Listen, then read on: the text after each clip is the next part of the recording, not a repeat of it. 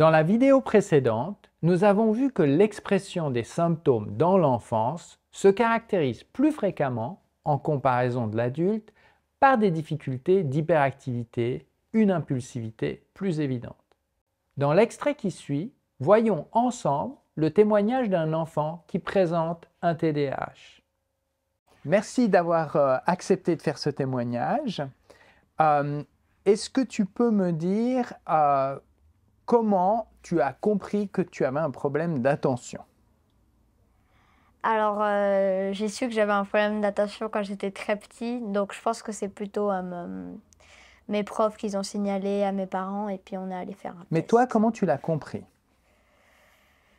J'ai jamais vraiment compris, c'est juste plus tard, après que je savais déjà que j'en avais un, que je me disais, ah oui, alors c'est peut-être pour ça que si ou ça. Mais c'est pas moi qui suis allée vers mes parents dire, est-ce qu'on peut aller faire un test parce que j'ai l'impression que j'ai un problème Non, c'est d'attention. sûr. Mais alors, si tu devais expliquer tes difficultés principales, tu dirais quoi? Je pense écrire. Déjà parce que déjà sans problème d'attention, j'aime juste pas écrire de base.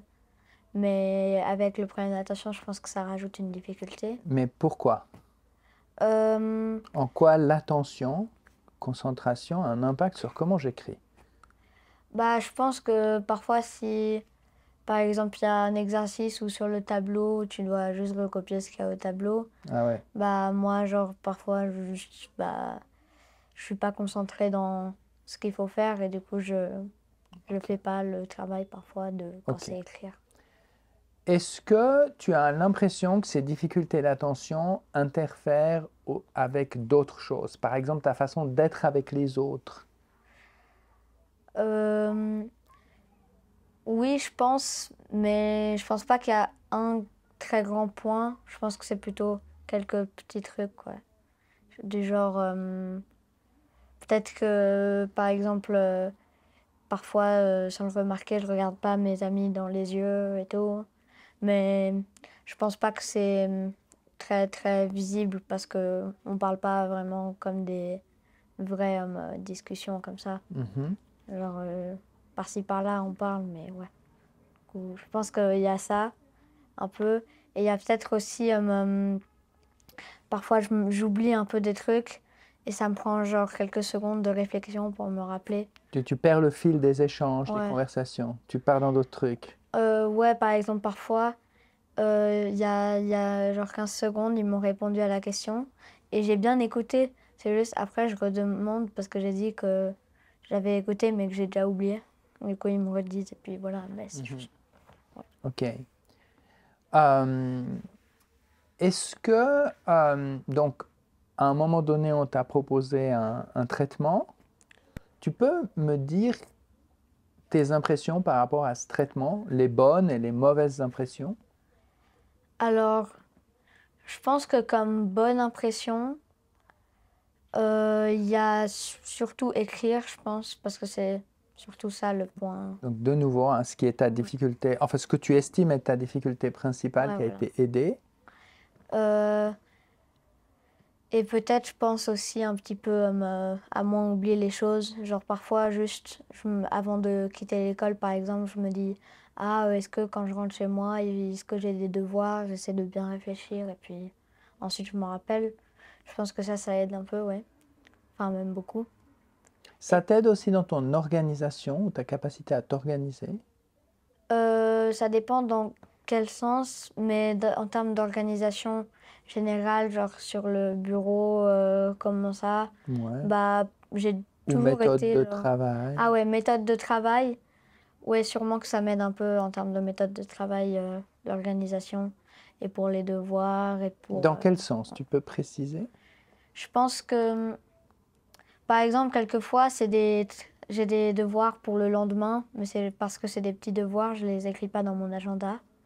Et avant que je prenne la médication, c'était très très possible que j'oublie de, quand je rentre chez moi, les faire.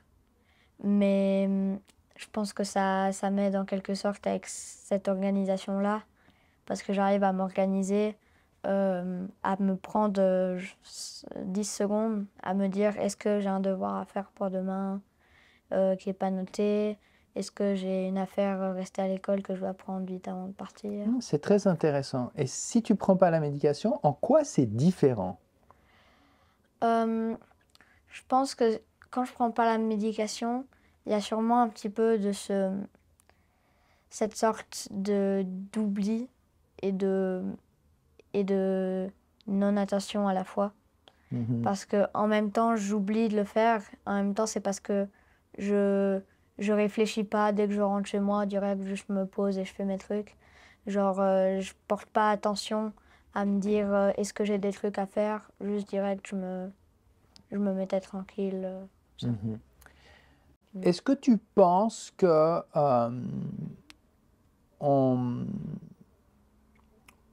on discrimine ou peut-être on traite pas toujours bien les personnes qui ont un problème d'attention? Par exemple, toi, est-ce que tu as l'impression que les gens t'ont pas toujours bien traité à cause de ça ou...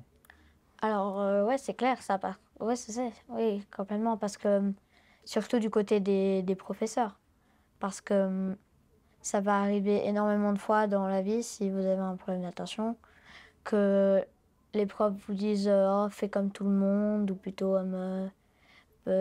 paye plus attention en cours. Donc, de soi, payer plus attention en cours, ça, franchement, c'est pas dérangeant qu'on dise ça, parce que c'est la vérité, c'est un peu le, le point faible du problème d'attention.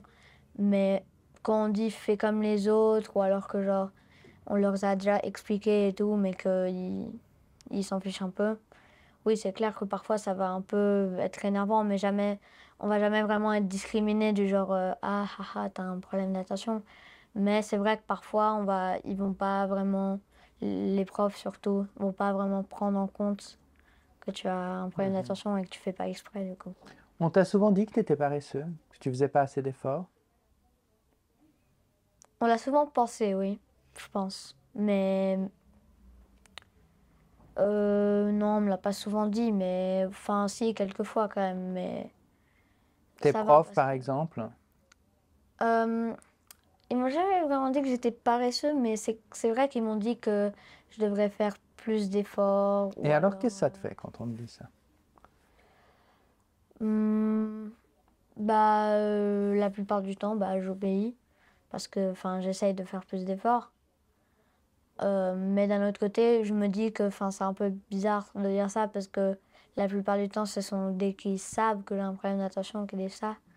Donc, ils savent que forcément, c'est. Que tu fais ce que tu peux alors que ça fait Ouais, partie voilà, de toi. c'est une. C'est pas, je fais pas exprès, quoi. Ben, c'est clair. Genre, c'est pas une question d'effort ou pas d'effort. OK. Merci de ton témoignage. Ah, bah, merci à vous.